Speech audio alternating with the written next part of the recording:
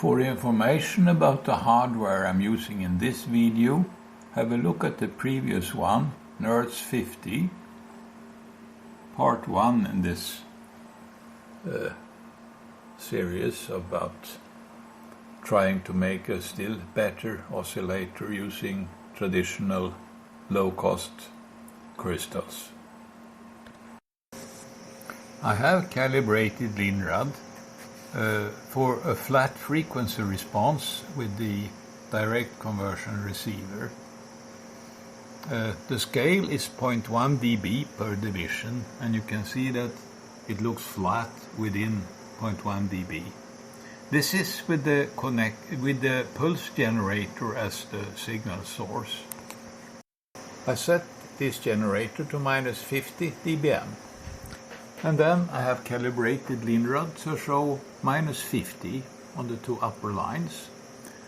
So that's the level of the carrier at 10 kHz, above 10 MHz. I try some other frequencies.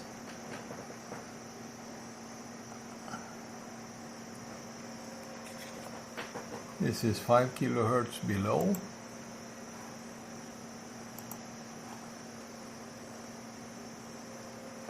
And I can increase the bandwidth a little bit to get some more speed.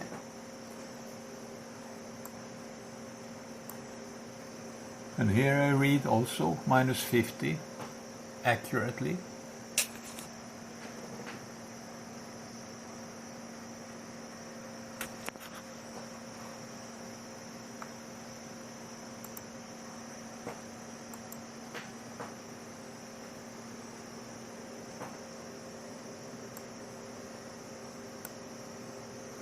-50. There is a small difference. You can see now there's a difference between red and blue track, 1 pixel.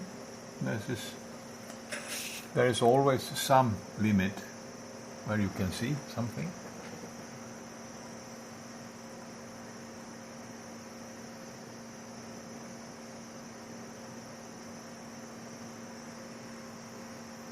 So here I am at the edge, this frequency.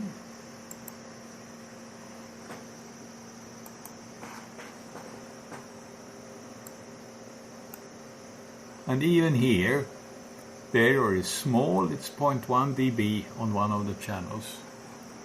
And it's, would it be 46 dB? No, well, counting by head is no longer something I can do easily.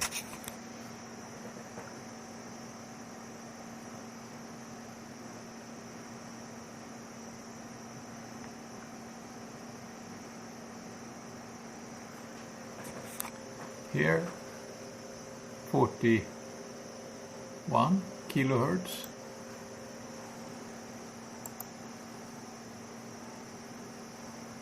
Above.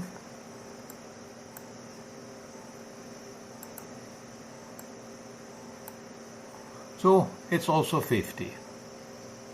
So you can see that the calibration with the pulse generator actually gives a flat response. And the system is now calibrated. I have inserted a 20 dB coupler in front of the 2-channel receiver, in front of the hybrid that I need to use the correlation with it. It has been calibrated here, but now I move the generator to this point. That's so I can check the level of the signal passing through here. Because when I'm measuring at 10.0 MHz, I can no longer measure in the direct conversion receiver because of this 700 Hz notch. So I need to look at the signal by picking it up here. So I look again and I find -50.07. The loss of the coupler is 0.07 dB, so I can ignore that. And then I look in the Perseus, and here I have set the calibration to show -50. And of course that's because I have minus 50 as the injected signal level. Now I have instead connected this quartz oscillator from Wenzel. It's an ultra low noise oscillator.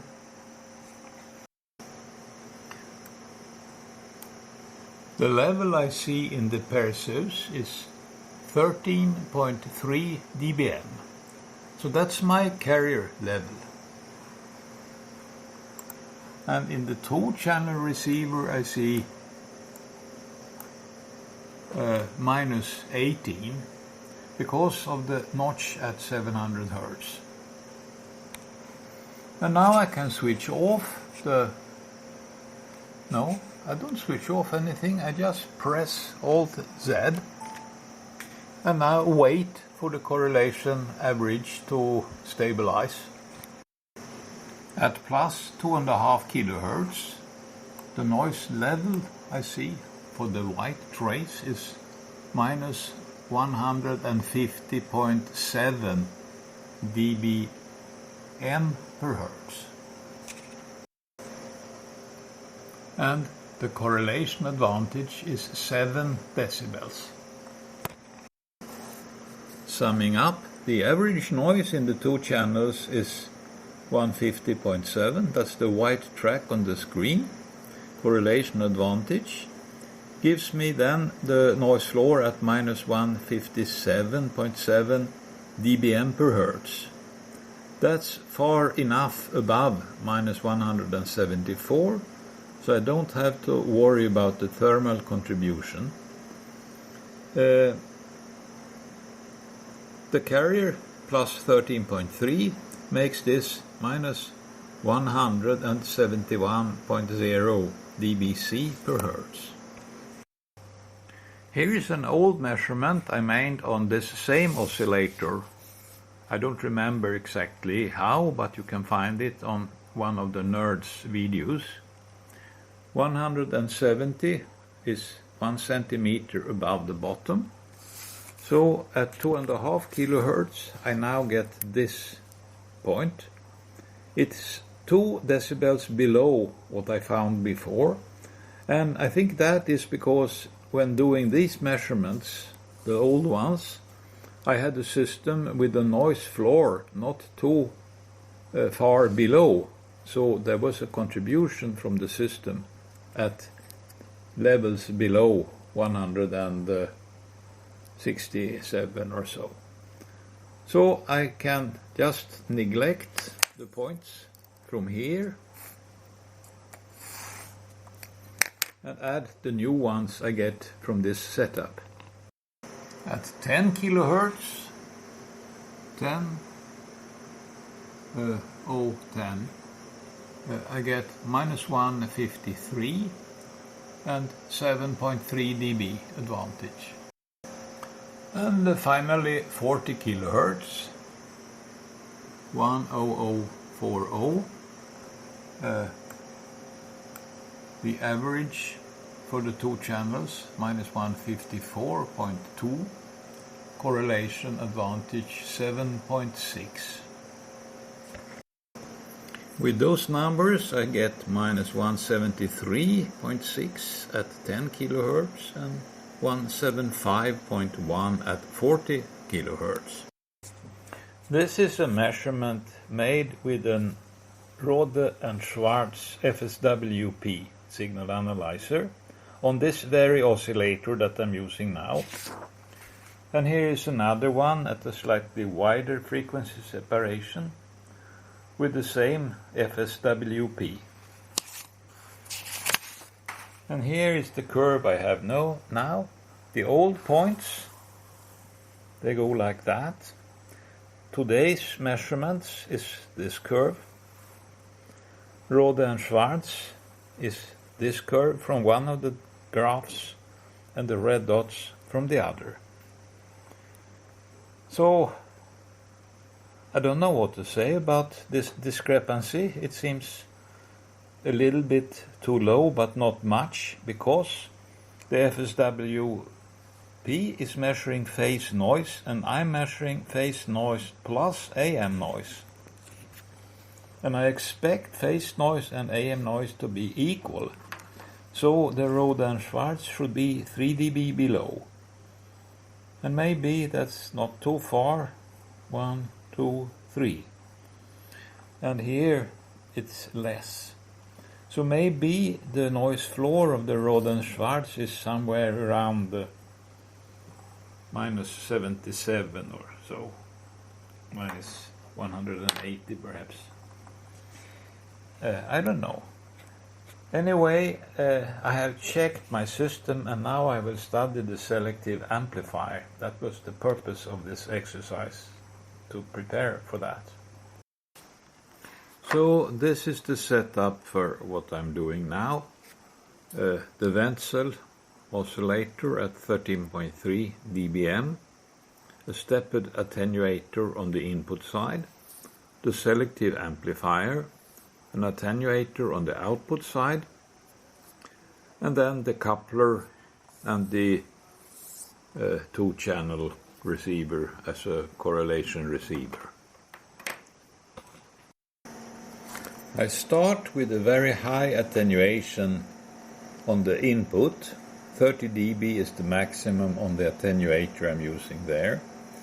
That means that the power into the selective amplifier is 30 dB below 13.3, which was the power of the oscillator. And then the attenuator on the output, I have set that to 80 decibels. This is in order to see the noise floor. Then I look in the Perseus, what is the carrier level? And I find minus 73.6 dBm.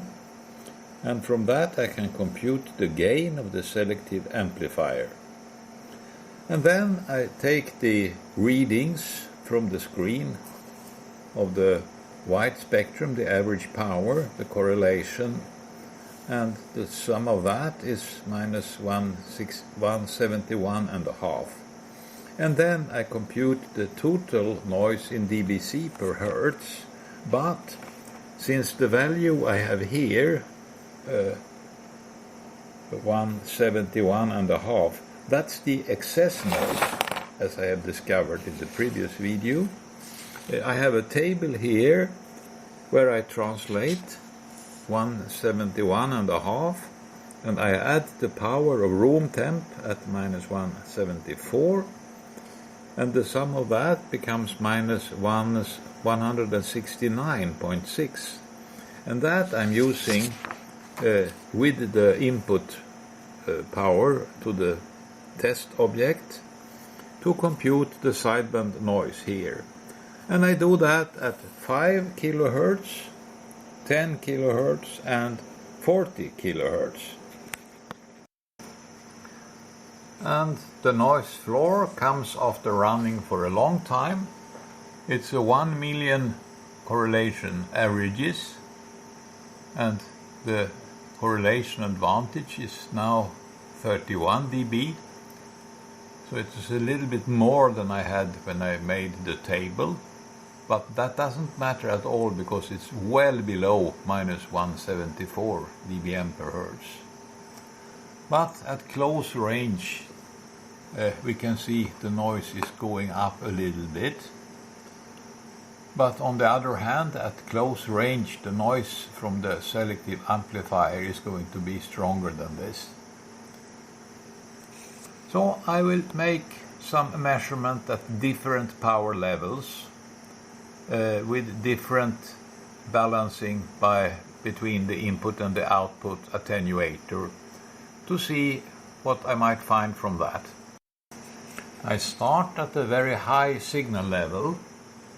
The output attenuator is set fairly low, so I have 14.5 dBm into the two-channel receiver, and there is quite a lot of high-order distortion in the mixers, and I evaluate this.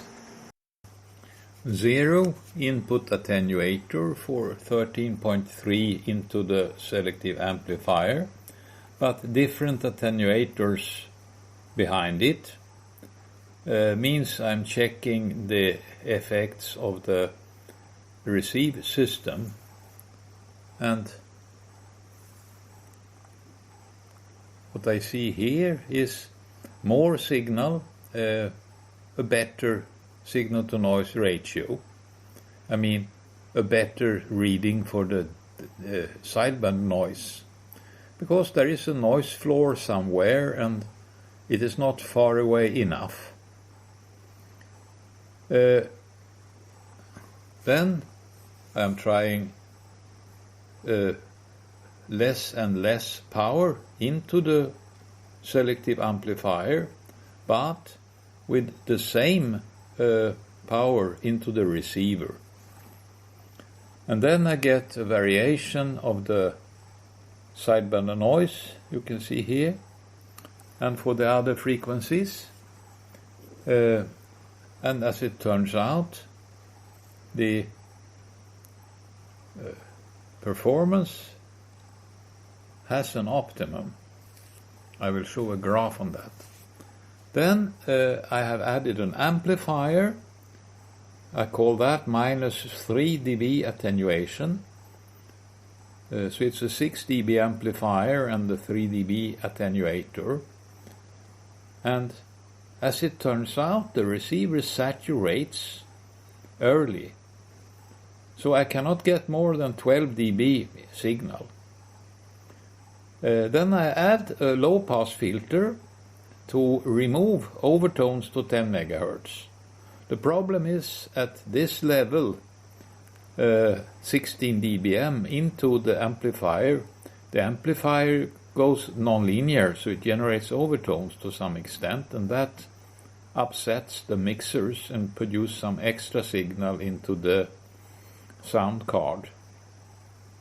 But the low filter removes 20 MHz, and then I measure exactly the same. The loss in the low-pass filter at 10 MHz is 0.2 dB, but the difference in the measured dBc per hertz is very small, and also here. So after adding the low-pass filter, I can increase the signal by 2 dB into the receiver, and then of course I get a better reading. And the maximum power I want to send into this unit now is 17 dBm. I have added a coupler in here and injected a signal at about 10 kHz offset, and I set it to -100 dBm, -100, and then I turned up the carrier, monitoring the level on the Perseus here, and nothing happens until about 11.6 dBm input into the two-channel receiver, and it saturates at 15.3. The compression I see is about 0.1 dB at the point of compression. That is where I intended to have it, so that's okay.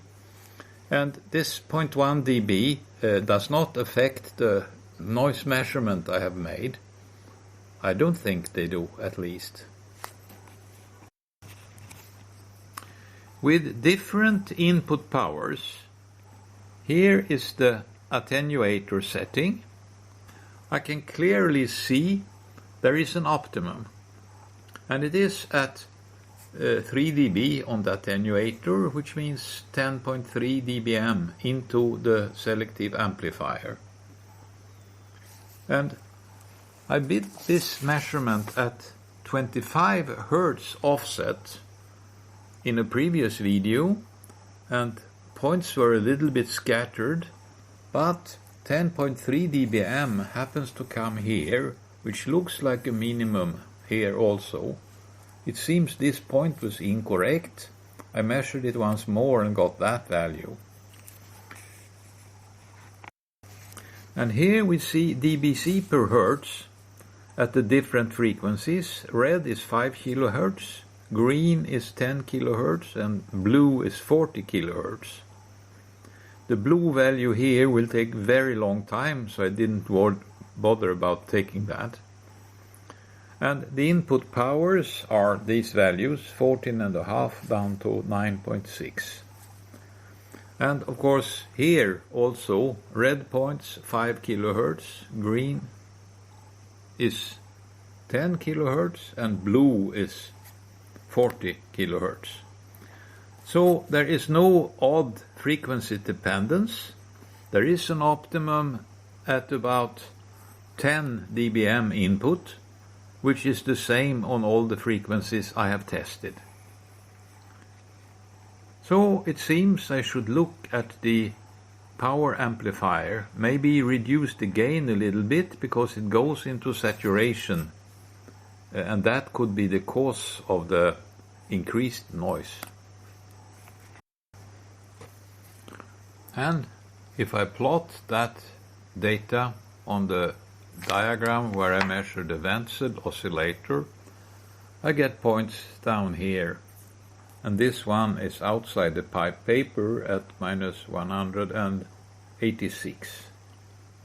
It's about here, 1 centimeter below. But, of course, at closer range, my oscillator steeps earlier. At 25 Hertz, I was having minus 148. So 148 is here, and the new measurements at large separations are here.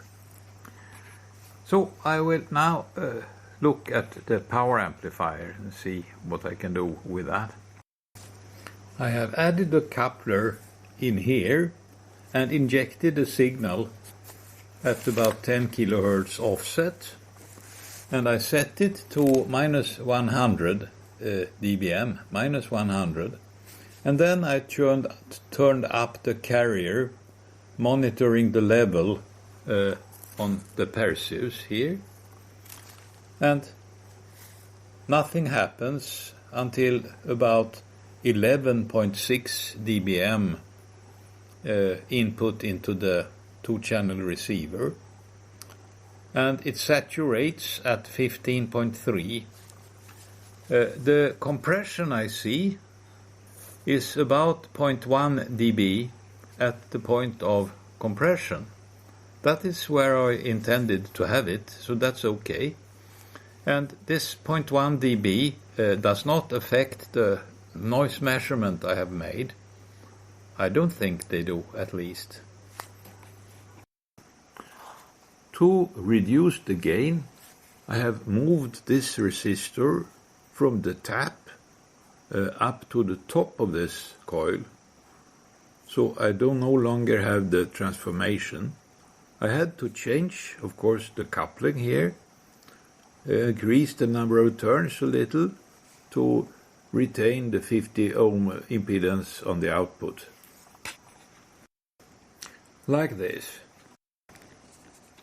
And I have made new tests at 13 and 16 dBm input, and as it starts out, minus 3 here,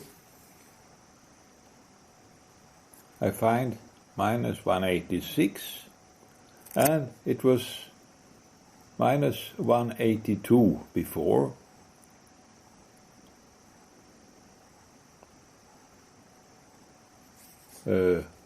I tried different supply voltages, 22 volts, 20 volts. So reducing the gain was an advantage at the highest input powers. And the gain, it's this column here, is now reduced from the previous value 16 at 16 dBm input. Now it's 15.6, but now it is 17 at 0, means 13 dBm input, but before at 0 the gain was 21. So the gain is reduced by 4 dB, but before, without reducing the gain, I had compression significant from 21 to 16. And now it is 15 and not much compressed.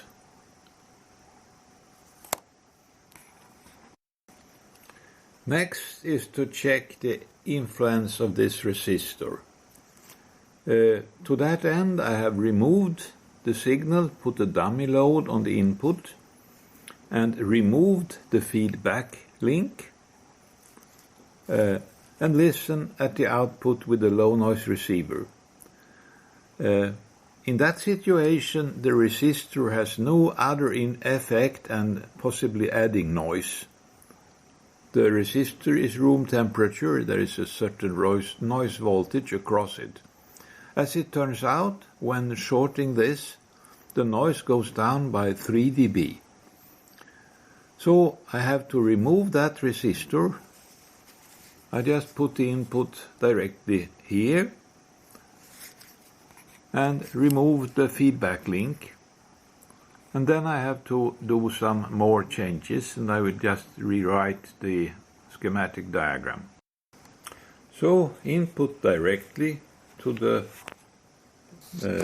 base of the FETs. And then to set the output impedance, I have to connect a resistor in series, because the impedance otherwise would be far too low. And then a slightly larger capacitor here, because the inductance has been reduced by removing the inductance of the feedback loop. And also I had to change this 100 pf capacitor. Oscillations were at 40 megahertz when nothing was connected to the output. And I wanted to have it quiet also when running unloaded.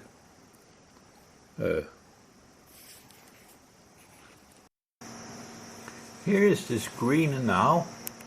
You can see that the green trace, the correlation average, is very low.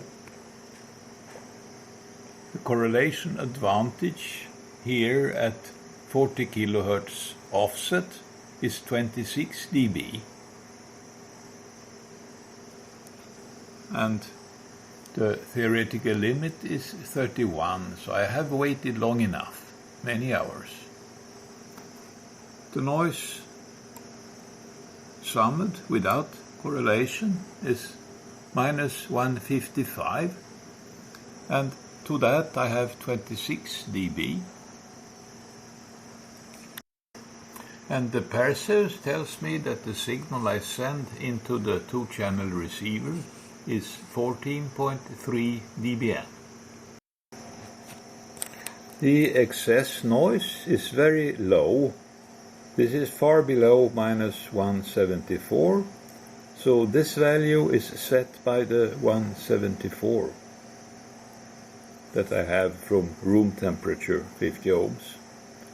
And of course this is close to what I had here, minus 185, that's also far below, and that was with no input signal, means 30 dB attenuation and a very low input signal. So the system I have is not sensitive enough to see the noise at this separation. At 5 kilohertz, with a very low signal, I had the noise floor at minus 171.5. That's the noise of my test system. Now I have minus 1 67. That is 4 decibels above. So the noise of the test system is still contributing by 2 dB or so to the result I see, which is now minus 181 dBc per hertz. And that is with the attenuator setting of minus 2 dB and a 6 dB amplifier, 23 volts. Input 15.3, output 14.3, means that the gain is 16 dB because the attenuator setting was 17 dB. Here is the SDR IP with low noise amplifiers in front of it, and it's calibrated to show minus 173 dBm per hertz. The noise figure meter is connected with the noise head, and I have set it now to 1 dB. And here you can see on the S meter, the new reading is here, minus 170.2. So it is within 0.2 dB, a 3 dB increase, which means that it is correctly calibrated, a 3 dB increase when it is set to 1 dB for the noise figure. Now I connected the selective amplifier with a dummy load on the input. Here is oscillations in the low noise amplifier when there is nothing on the input. It is not unconditionally stable. The noise floor at the output at this is it 60 kilohertz, 75 kilohertz offset is here, 166.7 dBm per hertz. At 1 kilohertz offset, I see minus 166.3. 200 hertz, there I see 160.8. There is 50 hertz offset, and the noise is now up at minus 151.9. 50 hertz above here, the noise floor is at minus 151.1. That's 0.8 dB higher than 50 hertz below. Means the filter is not exactly properly tuned. It's a little bit higher, and you can see maybe from the colors also. The peak is close to 11 hertz above the center frequency, 10 megahertz. I have mistuned just a little. Here the noise is minus 148.2. The noise floor values I have measured at the output here correspond to these numbers for the sideband noise with the sideband with a carrier level of 30.3 dBm. That's the 14.3 I observed when measuring with the 2-channel receiver, plus 16 dB for the attenuator at the output of the unit to protect the 2-channel receiver from saturation. So the ultimate limit at wide separations would be minus 197 dBc per hertz for the sum of phase noise and amplitude noise. And then very close, the limit is minus 178.5. The noise floor I see here, minus 148.2, means that the noise at the input is 164.2. That is 10 decibels above room temp. So I have connected the noise head. Where did I put it? Here. And set the instrument to a noise figure of 10 dB.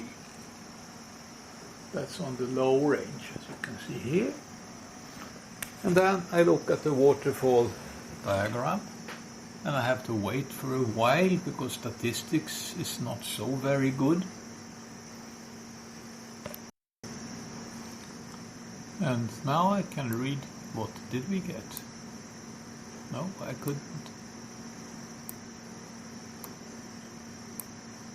This is most annoying, but I have been too lazy to find this error that sometimes make reading the levels of the S meter impossible.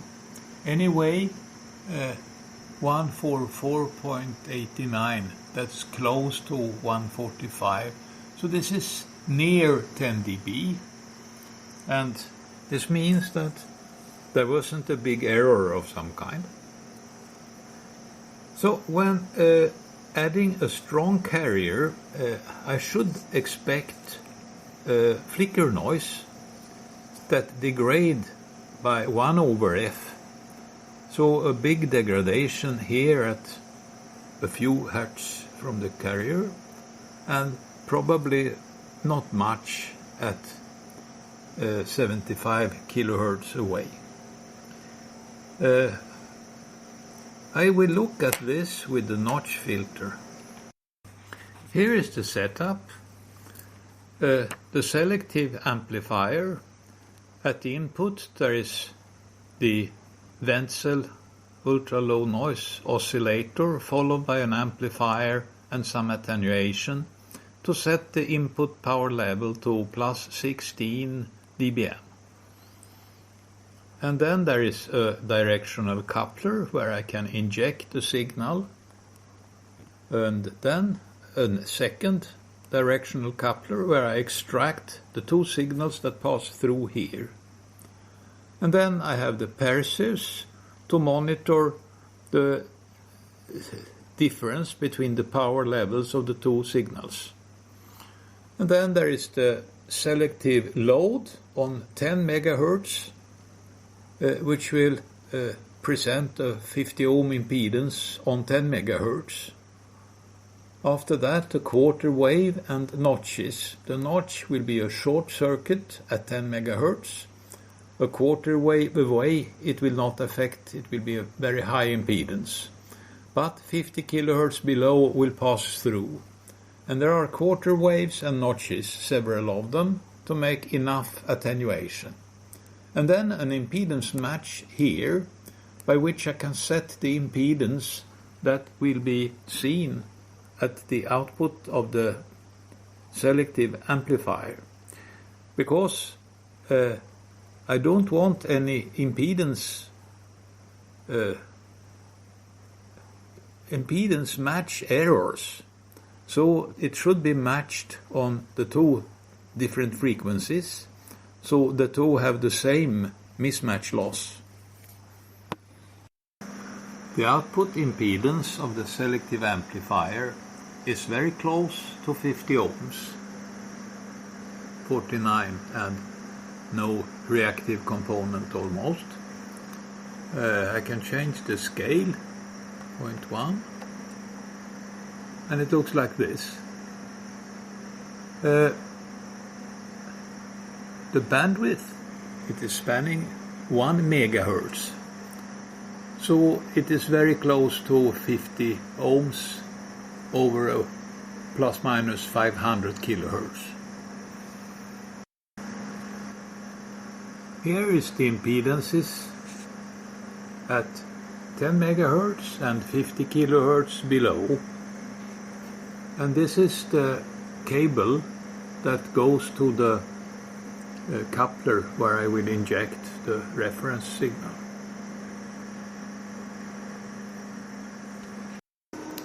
With this 6 dB attenuator, I see 10.6 or so.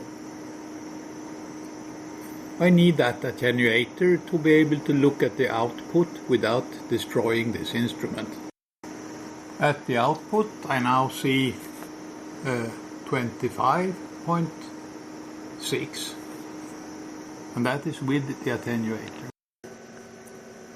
with an input power of 16.7 dBm.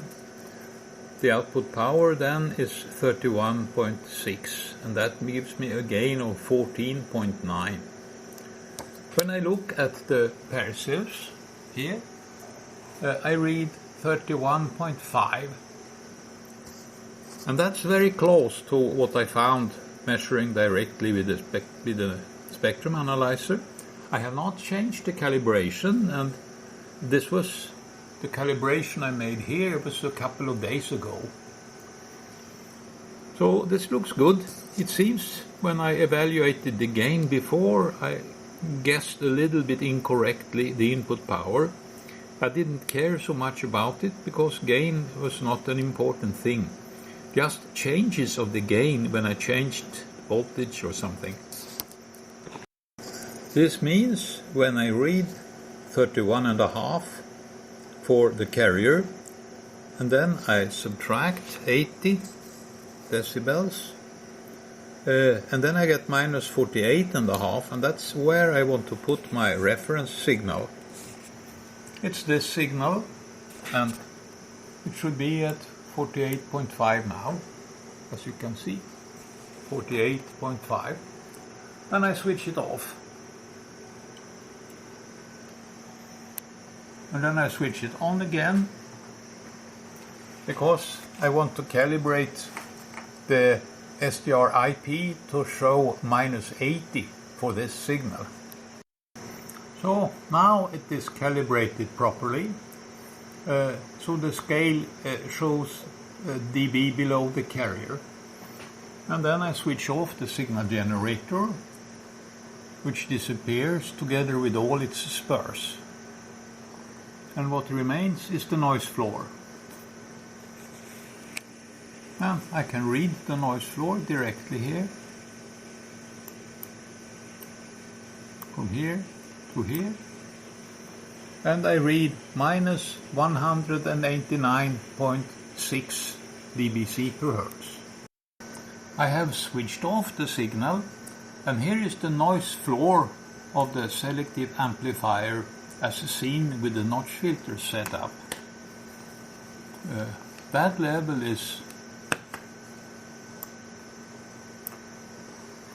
minus 195.0. I have retuned the matchbox for a very good match at 100 kHz offset. That's 9.900. And you can see 51 ohms on both 10 and 9.9 megahertz. At 100 kilohertz, the signal was significantly stronger because I'm further away from the notch. So I have recalibrated to show 80 here. And of course the gain has also been affected by my change of the settings of the matchbox that I needed to make the impedance correct. So I switch off again and look for the noise floor.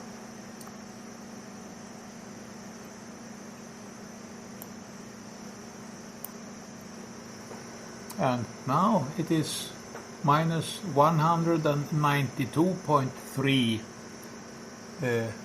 dBc per hertz. And now I disconnected the carrier to look for the noise floor here. And it is, well, I think I shall clear this. Minus 196.5. I have adjusted now the impedance to be correct, 200 kilohertz below 10 megahertz. And you see 50 ohms, very close to that. The adjustment I had to do on the S-meter graph was only 0.1 dB, as opposed to the change from 50 to 100, which was 5 dB. I'm in the flat region now outside the notch. And I get away with the signal generator and look for the noise floor.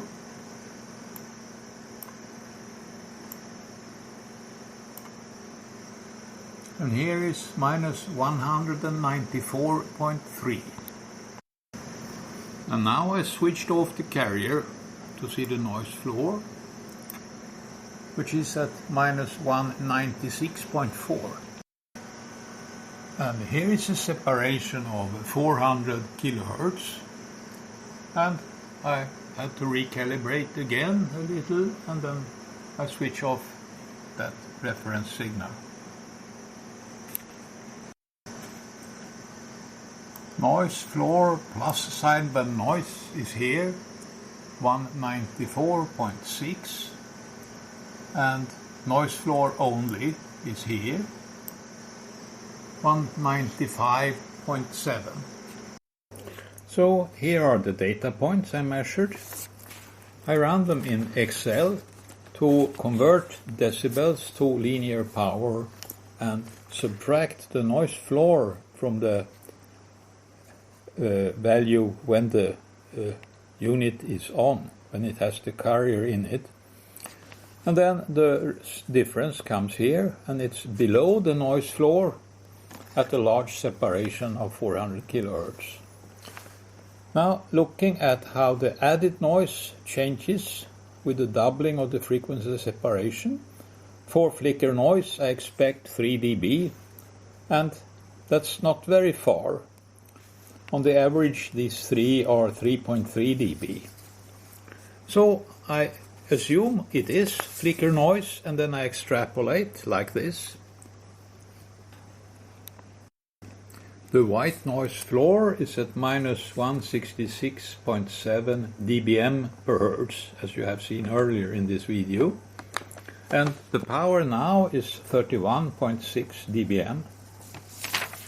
So the noise floor, the white noise floor, has to be at minus 198.3. So it's this line here. And these are the measured values I just made from the notch filter, and I cannot go closer than this. The data points from the 2-channel receiver here are the blue points here, and they fall pretty well on the extrapolated 1/f noise that I got from these measurements. I have removed now the notch filter on the audio side and increased the gain here and also here in the UADC4.